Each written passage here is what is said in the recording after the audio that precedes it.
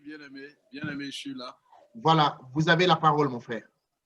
Que le Seigneur te bénisse, bien-aimé frère Nazaire, et tous les frères prédicateurs dans tous ces pays, que Dieu vous bénisse.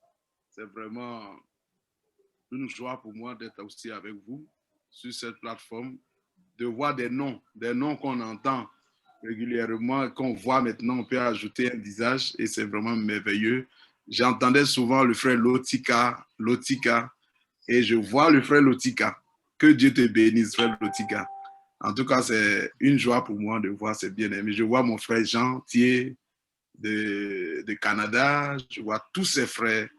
Je n'ai pas une grande prédication, je suis simplement heureux d'être avec mes frères et de regarder à cette année 2020 de laquelle nous avons tous, de manière unanime, senti les difficultés qu'il a apportées, mais en même temps, cette écriture qui est devenue vraiment une réalité aussi pour nous dans Romains chapitre 8, que je vais lire, Romains 8, cette écriture-là aussi est devenue une réalité au travers de cette année 2020 qui a marqué toute la terre.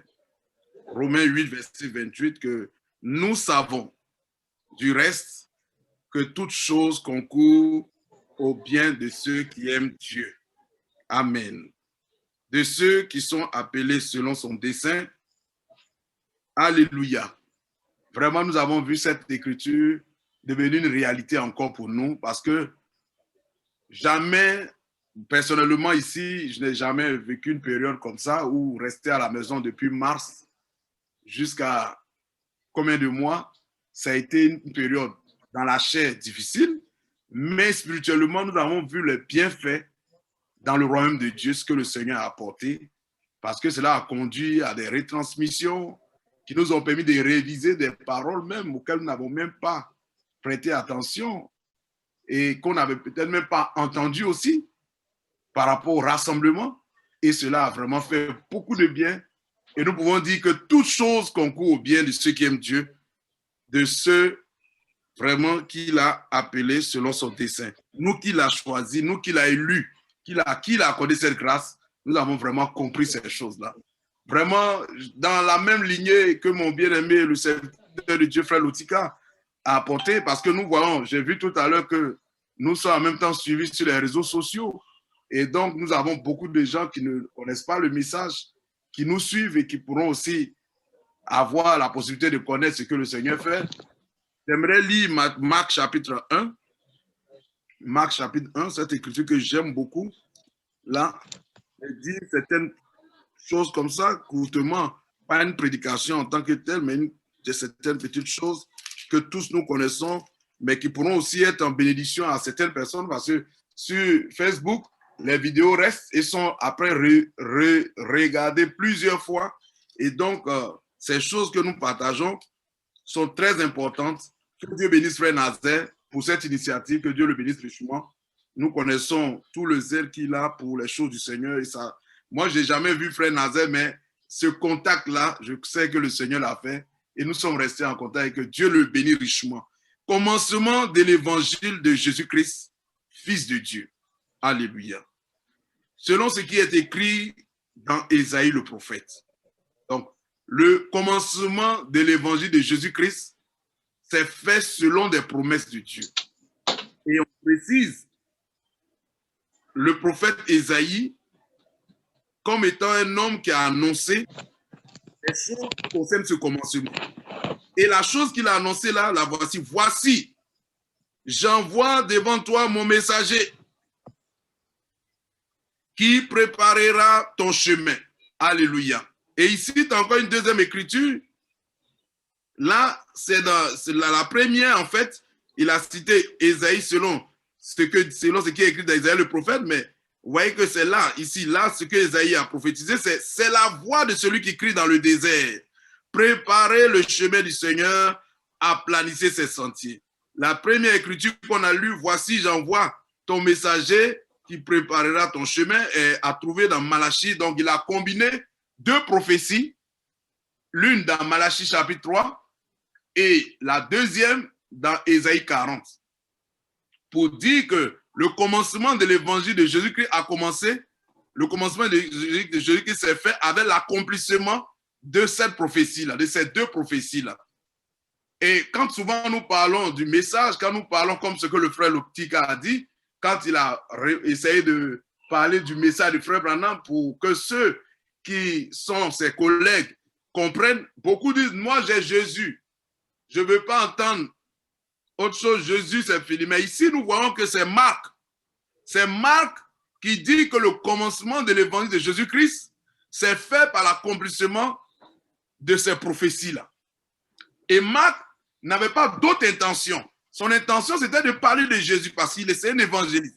Il présente l'évangile de Jésus-Christ, mais il ne peut pas occulter ce que le Seigneur a envoyé pour introduire, pour préparer, comme il est dit dans Luc, parlant de Jean-Baptiste, lisons dans Luc chapitre 1, parlant des gens, je ne sais pas, comme j'ai pris la prédication du frère Lotika en cours, je ne sais pas si ces choses ont déjà été lues, pardonnez-moi, mais je me laisse comme ça entre les mains du Seigneur pour lire certaines petites choses que nous connaissons et déjà, mais qui peuvent aussi aider d'autres personnes. Donc, supportons que nous puissions les lire. Que Dieu nous bénisse tous.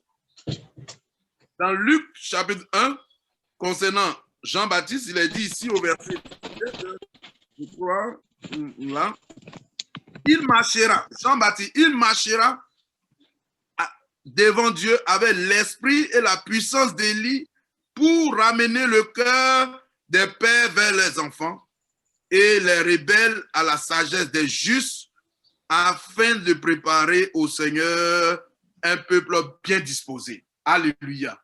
Voici l'objectif du ministère de Jean-Baptiste. Préparer au Seigneur un peuple bien disposé, voilà, afin de préparer au Seigneur un peuple bien disposé. Voilà, préparer le cœur des pères à leurs enfants, le cœur des rebelles, le cœur des rebelles à la sagesse des justes, alléluia, afin de préparer au Seigneur un peu bien disposé. Donc, ça ne peut pas être mis sous silence par Marc. Marc a commencé, il dit, commencement de l'évangile de Jésus-Christ, selon ce qui est écrit. Donc, si Marc, qui est un évangéliste, introduit l'évangile de Jésus-Christ par ce qui s'est passé avant que le ministère de notre Seigneur et tout ce que le Seigneur allait faire puisse venir, qui sommes-nous? Comment va alors se faire? Alors, si le commencement de l'évangile de Jésus-Christ s'est fait selon les prophéties bibliques, c'est sûr que maintenant, là où il doit revenir, les prophéties bibliques ne peuvent pas être mises comme ça et puis dire que bon, il n'y aura rien. Notre Seigneur est le même. Ce qu'il a fait au commencement, il fait la même chose maintenant. Alléluia. C'est pour cela que le frère a parlé de ce ministère-là qui est venu pour préparer la seconde venue. Et dans Malachie, donc, dont frère Nazaire nous a un message dans Malachie, et là où on parle de celle qui était prête, il est dit là que dans Matthieu chapitre 25, on peut lire ça, c'est le message que nous avons reçu sur l'invitation du frère Nazaire, que là, il est dit au verset 6, au verset Matthieu chapitre 25, au milieu de la nuit, on cria, voici l'époux, aller à sa rencontre. Alléluia. Et quand on regarde dans Ésaïe chapitre 40, il ne dit pas, voici l'époux. Vous voyez, il dit ici, quand on voit dans les évangiles, à l'accomplissement du ministère de Jean-Baptiste, dont on a parlé dans Ésaïe 40, il dit, voici l'agneau de Dieu qui ôte le péché du monde. Alléluia. Que son beau nom soit loué. Il est venu pour la première fois pour nous sauver, pour le péché, et il revient pour nous chercher. Et donc, ce cri-là qui retentit pendant la nuit, au milieu de la nuit, là, c'est ce message-là que nous vous apportons. C'est ce message-là qui se passe actuellement. Je pourrais courtement faire un petit témoignage, comme le frère Lotika aussi l'a bien fait. Et au milieu du message, vous avez entendu, je sais, vous, les frères, un peu partout, ce qui s'est passé en 2006, avec, depuis même notre pays ici, avec ce cri qui est venu et qui est venu déranger autre chose, disant qu'il est minuit et que maintenant, on doit faire les prières, des chaînes de prières et tout ça. Je ne sais pas si tout le monde est au courant, mais j'en parle comme ça parce que j'étais témoin. J'ai été à un moment donné, on n'a pas tous au départ, personnellement, beaucoup ont du mal à rendre souvent ces genres de témoignages, mais je le dis clairement. Au début, quand cette chose a commencé ici en Côte d'Ivoire, nous, on n'avait pas pensé que c'était quelque chose pour devenir un ministère particulier. Et notre proximité avec ses frères nous a amené dans le décor, à un moment donné, le Seigneur nous a fait grâce pour revenir et comprendre que c'était une ruse du diable. Et par la grâce du Seigneur, nous avons vraiment échappé à ces choses-là pour comprendre que tout ce qui est le fruit de l'imagination, parce qu'en fait, la vraie foi, ce n'est pas une imagination. La vraie foi est ancrée dans les promesses. C'est-à-dire que pour qu'on parle de foi, il faut qu'il y ait une promesse. S'il n'y a pas de promesse, si c'est quelque chose qu'on s'imagine, alors on est livré à soi-même et le Seigneur ne peut pas, n'est pas lié avec ce que nous faisons. Et alors nous pouvons continuer tout seuls et faire des prières toute la nuit et tout ça. Mais si nous sommes reliés à une promesse, alors nous pouvons nous assurer, nous pouvons nous reposer sur le Seigneur. Parce que lui, il tient ses promesses et il veille sur sa parole pour l'exécuter. En réalité, qu'est-ce qu'on peut dire? Qu'est-ce qu'on peut appeler maintenant la religion? Tout le monde parle de religion, mais qu'est-ce qu'on peut... La religion, c'est aussi simple. C'est de marcher dans son propre programme. Quand on dit que quelqu'un fait la religion, il ne prend pas part à ce que le Seigneur fait dans son temps. Quand le Seigneur fait quelque chose, lui, il fait pour lui à côté. Alors, c'est un religieux. Si nous allons depuis l'ancêtre des religieux, nous allons dans Genèse chapitre 4, Caïn. Pendant que le Seigneur avait montré à Adam comment il fallait faire le sacrifice. Parce que si nous lisons dans Genèse chapitre 3, je ne vais pas faire une prédication. Pardonnez-moi, je lis juste.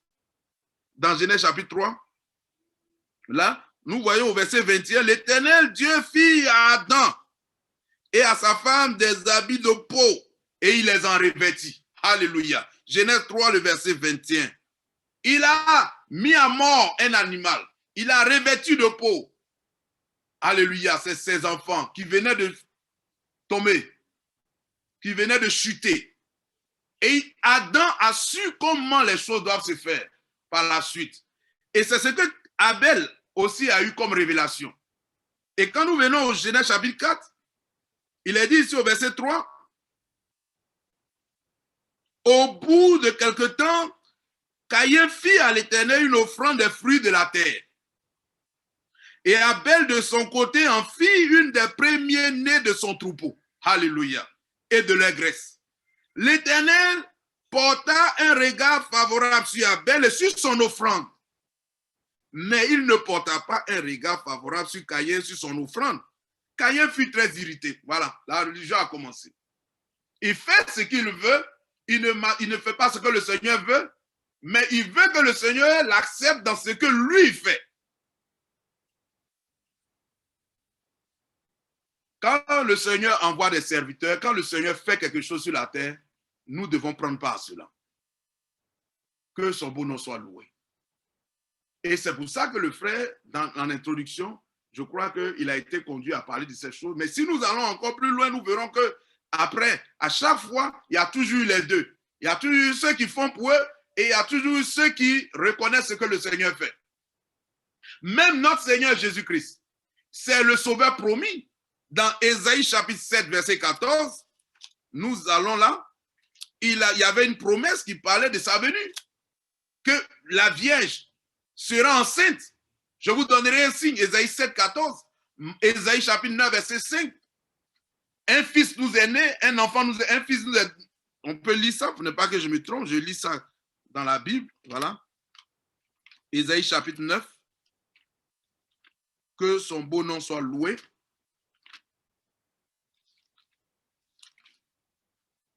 Ésaïe chapitre 9, verset 5. Car un enfant nous est né, un fils nous est donné, et la domination reposera sur son épaule. On l'appellera admirable, conseiller, Dieu puissant, Père éternel, prince de la paix. Alléluia. Ésaïe chapitre 7, verset 14, ici, il dit, c'est pourquoi le Seigneur lui-même vous donnera un signe. La jeune fille deviendra enceinte. Elle enfantera un fils et elle lui donnera le nom d'Emmanuel. Alléluia. Dans Matthieu chapitre 1, cela est devenu une réalité. Dans Matthieu chapitre 1, nous voyons l'accomplissement de cette prophétie-là. Plus de 700 ans déjà plus tard, dans Matthieu chapitre 1, il dit, voici de quelle manière arriva la naissance de Jésus, Jésus-Christ. Marie, sa mère, ayant été fiancée à Joseph, se trouva enceinte par la vertu du Saint-Esprit, avant qu'ils eussent habité ensemble. Joseph, son époux, qui était un homme de bien et qui ne voulait pas la diffamer, se proposa de rompre secrètement avec elle. Comme il y pensait, voici un ange du Seigneur lui apparut en songe. Alléluia. Et dit, Joseph, fils de David, ne crains pas de prendre avec toi Marie, ta femme, car l'enfant qu'elle a conçu vient du Saint-Esprit. Elle enfantera un fils et tu lui donneras le nom de Jésus. C'est lui qui sauvera son peuple de ses péchés. Tout cela arriva afin que s'accomplisse ce que le Seigneur avait annoncé par le prophète. Voici, la vierge sera enceinte. Elle enfantera un fils. On lui donnera le nom d'Emmanuel, ce qui signifie Dieu avec nous. Alléluia. Vous voyez? Donc, le Sauveur lui-même, c'est le Sauveur promis. Dieu ne fait rien sans avoir révélé son secret à ses serviteurs, les prophètes. Alors, si vous refusez de prendre part à ce que le Seigneur fait aujourd'hui, et que pour vous, c'est Jésus, mais Jésus, il est venu selon les promesses. Et quand on va dans Ésaïe chapitre 61, la première écriture que lui-même a lue quand il a pris la parole pour la première fois, quand on retrouve ça dans Luc chapitre 4, mais il lisait dans Ésaïe, on peut retrouver ça dans Ésaïe 61, dans Luc chapitre 4, quand on lui a donné le rouleau.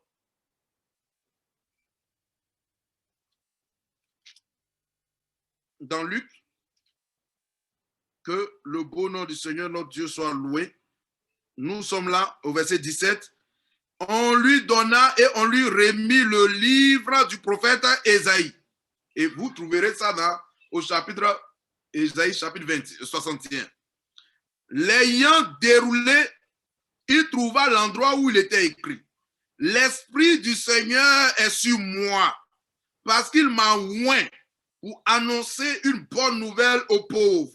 Il m'a envoyé pour guérir ceux qui ont le cœur brisé, pour proclamer aux captifs la délivrance et aux aveugles le recouvrement de la vue, pour renvoyer libres les opprimés et publier une année de grâce du Seigneur.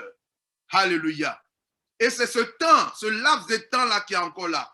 Nous sommes encore dans ce temps-là. Alléluia. Dans ce temps de la grâce-là qu'il a inauguré en lisant. Et ce temps-là encore là. Donc, si vous acceptez le Seigneur, vous devez accepter aussi ceux qu'il a envoyés. Comme il a dit lui-même, croyez en Dieu, croyez en moi. Alléluia. Donc, nous devons croire au Seigneur, mais nous devons reconnaître ce que le Seigneur a envoyé. Parce que tout ce que Dieu envoie, Jean le dit dans Jean chapitre 3. Dans Jean chapitre 3, dit, celui que Dieu envoie, nous sommes ici, celui, verset 34, celui que Dieu a envoyé dit les paroles de Dieu. Amen. Celui que Dieu a envoyé dit les paroles de Dieu. Tout à l'heure, le bien-aimé, le serviteur de Dieu a parlé du baptême, mais pourquoi certains disent qu'ils baptisent au nom du Père, du Fils et du Saint-Esprit?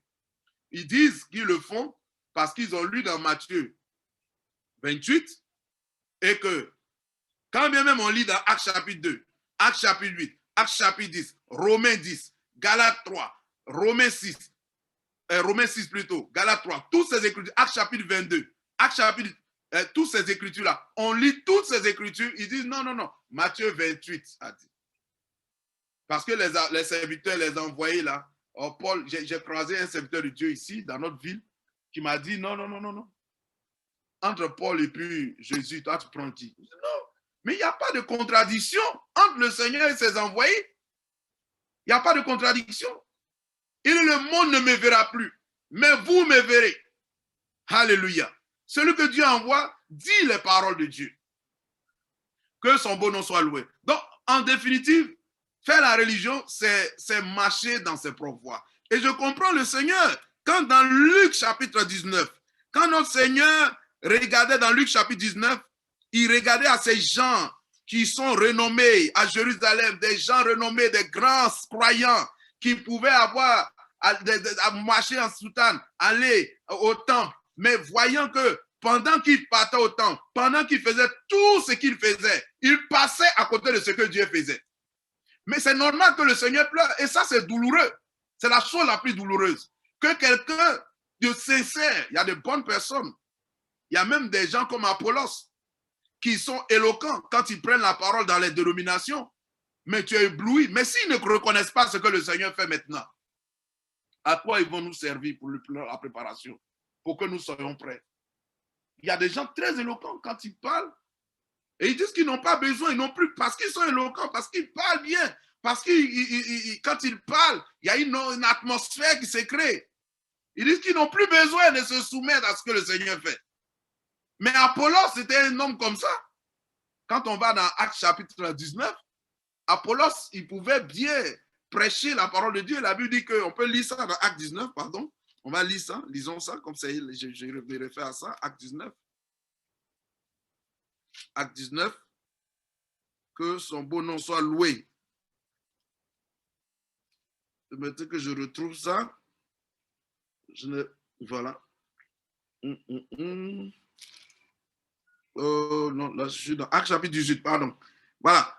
Un juif nommé Apollos, originaire d'Alexandrie, homme éloquent, versé dans les Écritures, vint à Éphèse. Il était instruit dans la voie. Il était instruit dans la voie du Seigneur et fervent d'esprit. Il annonçait et enseignait avec exactitude ce qui concerne Jésus, bien qu'il ne connaît que le baptême des gens. Il avait été seulement baptisé du baptême des gens. Il ne prenait pas part à ce que le Seigneur fait, mais il pouvait prêcher bien. Mais regardez, il s'est mis à parler librement dans la synagogue.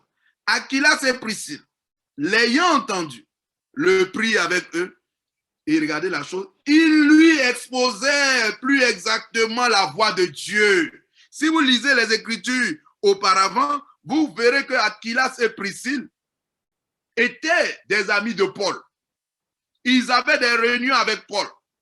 Et en fonction du dépôt qui était en eux, ils pouvaient aider n'importe quel frère qui a vraiment, quel que soit. Je dis souvent dans notre assemblée ici où nous sommes, que même une sœur qui reconnaît ce que Dieu fait peut même être en bénédiction, même à un prédicateur qui est en dehors de la volonté de Dieu. Même si elle ne prêchera pas, mais elle peut dire, mon frère, j'ai quelqu'un qui peut te montrer quelque chose. Tu prêches bien, tu es quelqu'un de sincère, mais je vais te montrer un frère Michael. Il y a un frère là, frère Michael là-haut. Oui, je vais te montrer un frère Nazaire. Je vais te montrer un frère Jean. Et cette sœur va devenir une bénédiction. Pourquoi? Parce qu'en elle, il y a quelque chose. Elle est reliée à ce que le Seigneur fait. Et c'est comme ça. Aquilas et Priscille. Quand ils voulaient, voilà, ils l'ont aidé. Et Dieu merci, Apollos c'était un homme, un enfant de Dieu, un élu de Dieu. Il a reconnu ce que le Seigneur fait. Il ne voulait pas être à côté de ce que Dieu fait, mais il voulait être dans ce que le Seigneur fait. Il ne voulait pas être à côté. Il voulait être dans ce que le Seigneur fait. Que son beau nom soit loué. Et même notre Seigneur, comme cela a été dit tout à l'heure, qu'il est le sauveur promis, mais ceux qui ont reconnu, qui sont ceux qui ont reçu la Pentecôte, bien-aimés? Quels sont ceux qui ont expérimenté la Pentecôte? Quand on regarde aujourd'hui le contexte où nous sommes là, quels sont ceux qui étaient à la chambre haute? Quels sont ceux? Est-ce que c'était Caïphe ou les autres? Les pharisiens, les sadduciens étaient-ils à la chambre haute? Eux qui ont passé tout le temps à contredire le Seigneur? Eux qui ont passé tout le temps à discuter avec lui? Ils n'ont pas été à la chambre haute. Ils ont manqué la visitation de Dieu. Quand le Seigneur montait, la Bible même nous dit qu'ils étaient 500 frères qui l'ont vu. Mais à la chambre haute, il n'y avait que 120 ce jour-là. Bien-aimés, j'ai dit que je ne vais pas donner une grande prédication. Moi, je suis heureux d'être au milieu de ces pliades de prédicateurs, des prédicateurs que nous voyons très souvent en ligne. Et nous les aimons, nous, parce que nous ne sommes pas attachés, nous ne reconnaissons personne selon la chair, mais nous écoutons et quand cela vient de Dieu, nous ne prenons pas, nous attachons à ce que le Seigneur fait. Et aujourd'hui, nous voyons que nous avons vécu une année particulière, une année spéciale qui nous montre, comme Frère Franck le dit toujours, que les choses ne seront plus jamais comme avant. Les choses ne seront plus comme avant. Nous le ressentons même au-dedans de nous, que les temps sont vraiment très avancés. La dernière réunion avec Frère Nazaire, je disais pour la salutation que nous sommes témoins que c'est devant nous, que cet homme-là, que Dieu a choisi et a mandaté pour distribuer la nourriture, prêcher la parole. Aller de ville en ville, cela est devenu comme un passé pour nous maintenant. Pourtant, c'est sorti de la bouche du Seigneur, tu iras de ville en ville. Mais maintenant, le frère dit, je ne peux plus voyager. Et en 2019, il a répété ça aux diverses invitations, sans toutefois connaître ce qui allait arriver en 2020. Dans les lettres circulaires, il écrivait qu'il a été conduit à ne pas programmer une réunion pour 2020. Sans toutefois savoir personnellement ce qui allait arriver, mais le Seigneur connaît toutes choses. Alléluia. Et donc, bien-aimés, nous comprenons que les temps sont très avancés et que la parole que nous avons reçue, le message de l'heure, c'est la pure parole. Ce n'est plus le temps de dire, c'est vrai que chacun de nous avons une assemblée locale, mais ayons le regard sur ce qui se fait dans le corps de Christ. Ce n'est plus le temps. Et nous-mêmes, les prédicateurs, je le dis plusieurs fois maintenant ici, nous devons être capables de dire comme Paul, si nous-mêmes, si moi-même, frère Richer, je m'écarte de ce que le Seigneur a déposé maintenant, alors, mais détournez-vous détournez-vous de moi. Il dit si nous-mêmes, si nous-mêmes, Paul l'a dit avec courage, mais parce qu'il était pénétré de l'absolu de Dieu, il reconnaissait que ce que le Seigneur a déposé là, personne ne pourra s'en détourner sans emporter vraiment des conséquences. Le Seigneur a pleuré. Dans Luc chapitre 19, il a dit, lisons ça, Luc chapitre 19, je ne vais pas être long, je ne vais pas utiliser tout le temps que le frère Nazaire m'a donné, je vais juste toucher certains points comme ça, pour laisser aux aînés dans le ministère nous instruire.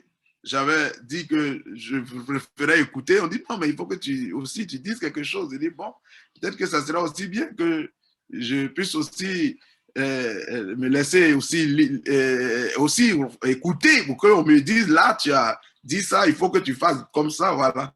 Et ce sera vraiment bien. Que Dieu vous bénisse aussi pour votre bonne compréhension et vraiment que Dieu vraiment nous assiste tous. Dans Luc chapitre 19, ici, cette écriture-là, Luc chapitre 19, ici, le verset 42, il dit, si toi aussi, au moins, en ce jour qui t'est donné, tu connaissais les choses qui appartiennent à ta paix, mais maintenant elles sont cachées à tes yeux. Alléluia. Ça, c'est douloureux. J'imagine comment le Seigneur ressentait cela de voir des gens bien habillés, aller au temple, chanter le psaume et tout ça, sans toutefois reconnaître ce qui se passait tout juste à côté d'eux. Peut-être que d'autres même ont dépassé le Seigneur sur la route pour aller faire le culte le soir. Il a dépassé le Seigneur, il va faire le culte à la synagogue. Est-ce que c'est pas ce qui se passe maintenant avec à son propre programme, à son propre enseignement? Et c'est pour ça que nous ne pouvons pas être prêts. Celui qui ne prend pas part à ce que le Seigneur fait ne peut pas être prêt. Où va-t-il trouver tous les rudiments, toutes les vitamines, tout ce qu'il faut, Mais tout est dans la parole de l'heure. Alléluia. Tout est dans la parole de l'heure. Si tu te détournes, il y en a qui disent c'est le prophète. Non, c'est le prophète seulement. Ils veulent pas entendre parler de prophète. Et ils disent maintenant, ah, frère Franck a dit, hein, frère Franck a dit, ne dites pas son nom. Vous ne croyez pas, hein? Il n'accepte pas le ministère. Mais comme frère Franck a dit, que personne ne dit, on dit, ah frère, tu as entendu, non? Frère Franck dit, ne plus dire son nom. C'est vous qui dites, non, non, nous ne prêchons pas frère Franck. Nous ne prêchons pas frère Franck, mais nous mettons ça en liaison avec la parole de l'heure. Et quand frère Franck dit que les personnes disent, Branham, Branham, Branham, mais c'est parce qu'ils ne le font pas de la manière biblique. Mais qui, dans le monde entier, dans sa prédication, peut ne pas prêcher sans mentionner le nom de frère Branham? C'est le frère Franck, mais il le fait de manière biblique. Nous ne pouvons pas prêcher la parole de l'heure, la parole prophétique, sans mentionner le ministère de Matthieu 24, 45. Ça, ce n'est pas prêcher Franck. Mais c'est pour montrer au peuple ce que le Seigneur fait maintenant. Parce que les vierges qui sont sorties, qui sont sortis des dénominations, qui ont accepté, qui ont entendu l'appel à sortir, et qui ont commencé à marcher, alors, il y a eu une séparation. Que son beau nom soit loué. J'ai dit souvent que la voix dit, en 1933, de même que Jean a été envoyé. Écoutez bien, frère. De même que Jean a été envoyé, comme précurseur de ma première venue, ton message. Pas que, là-bas, c'est de même que Jean a été envoyé. Jean, c'est Jean qui a été envoyé comme précurseur. Mais ici, ce n'est pas frère Branham. Ici, c'est le message. Ce sera précurseur. Si on dit, si on remplace pour dire que c'est Branham qui est précurseur, mais on fera de Dieu menteur, puisque le frère a été retiré. Mais dans plusieurs brochures, souvent j'écoute des personnes et je me demande quelle autre brochure qu'ils ont que je n'ai pas encore, qu'on n'a pas. Peut-être qu'ils ont. Souvent même, la personne se réfère à la même brochure. Mais tu te demandes, si vous lisez la même chose, mais on a comme l'impression qu'on ne lit pas les mêmes. Il lit le mot, tu comprends, d'une certaine manière claire, et lui, il explique d'une autre manière. Ça, je parle du milieu de ce message. Pour avoir la bonne compréhension. Et demeurer dans la pure parole. Et je remercie le Seigneur pour cette année 2020. C'est pour ça que j'ai introduit. Avec toutes choses concours au bien de ceux qui aiment Dieu. Parce que cette année 2020, Dieu nous a vraiment, quelque part, poussé un peu pour que nous nous démarquons, pour nous rassembler. Comme il a été ordonné de la part du Seigneur, rassemble-moi mes fidèles. Cette parole-là, elle est devenue maintenant pour nous tous plus claire. Nous voyons encore plus clair le rassemblement, mais beaucoup encore hésitent et ils ne voient pas. Mais nous prions, nous portons ces personnes dans notre cœur jusqu'à ce que le Seigneur tous rassemble et que nous espérons la grande pluie, la grande visitation. Comme j'en parlais tout à l'heure, mon aîné, le frère Michael, nous attendons cela. S'il parle d'une autre vague qui doit venir encore, on ne sait plus quand tout ça va finir. Mais nous,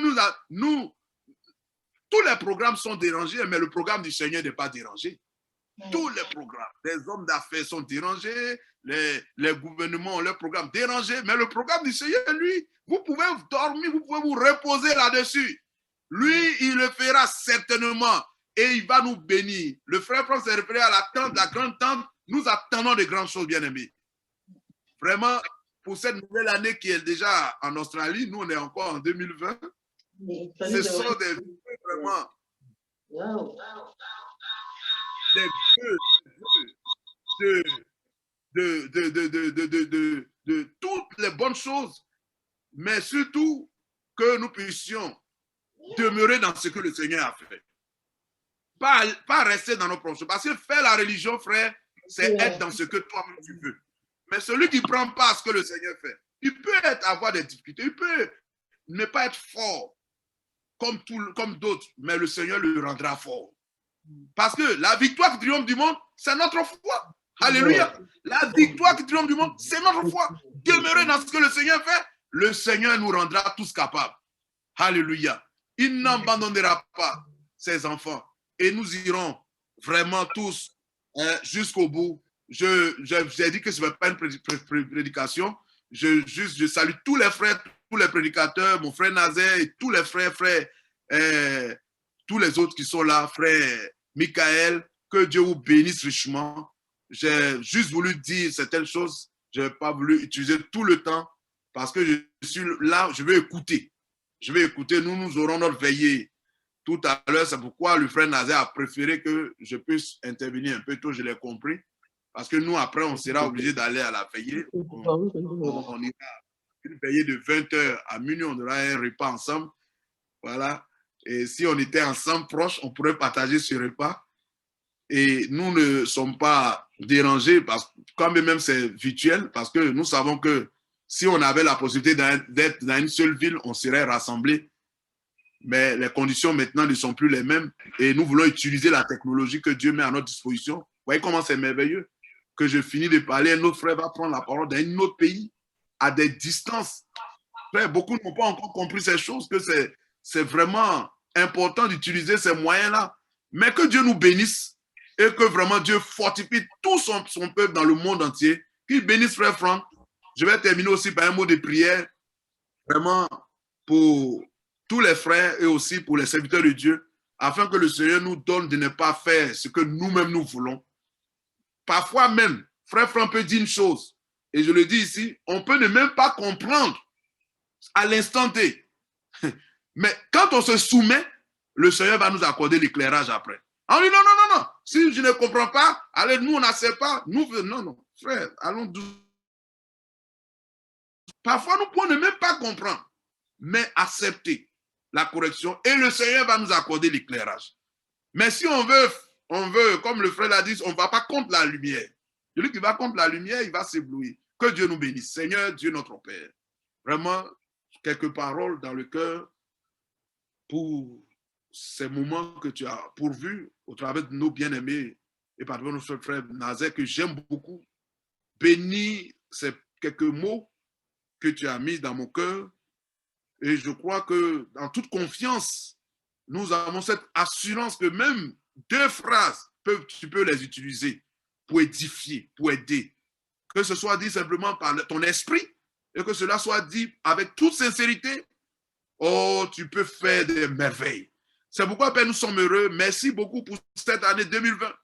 Nous te disons merci pour cette année, malgré les temps difficiles. Oh Dieu, nous ne pouvons que te dire merci parce que nous avons vu des grandes choses dans nos âmes. Tu nous as bénis et nous comprenons qu'encore dans la nouvelle année, tu feras encore de plus grandes choses parce que nous nous rapprochons de ta venue. C'est pourquoi nous prions pour tous les porteurs de la parole, à commencer par ton serviteur fidèle et prudent, et pour tous ceux qui dans le monde entier ont un travail de ce genre à faire dans la distribution. Bénis-les, oh Dieu, afin que nous puissions ne pas apporter autre chose, ne pas apporter des divisions, parce que la vraie parole ne divise pas. Si nous apportons la même chose, alors le peuple reconnaîtra que c'est la même chose. Et cela est très simple pour celui qui a ton esprit. Bénis tes serviteurs et que cette unité de la foi tant recherchée soit une réalité que toi-même tu produis. Bénis les frères, bénis chacun d'entre nous au nom de Jésus. Que la nouvelle année encore soit une année de victoire, de jubilé au nom de Jésus. Amen. Merci Seigneur. Gloire à Jésus. Merci Père Nazaire. Amen. Merci beaucoup, mon frère Richer. Dieu soit loué et merci pour la parole, frère. C'est vrai que le Seigneur était venu en tant que sauveur promis. Le salut qui avait été promis est devenu une réalité par sa mort sur le bois du Calvaire. C'est regrettable que plusieurs passent à côté de ce que Dieu fait. Même aujourd'hui, c'est la même réalité. Plusieurs passent à côté de ce que Dieu fait, mais Dieu s'organise. Il met tout un investissement en jeu pour que les élus finissent par reconnaître la visitation en leur temps. Oui, mon frère, cela est vrai.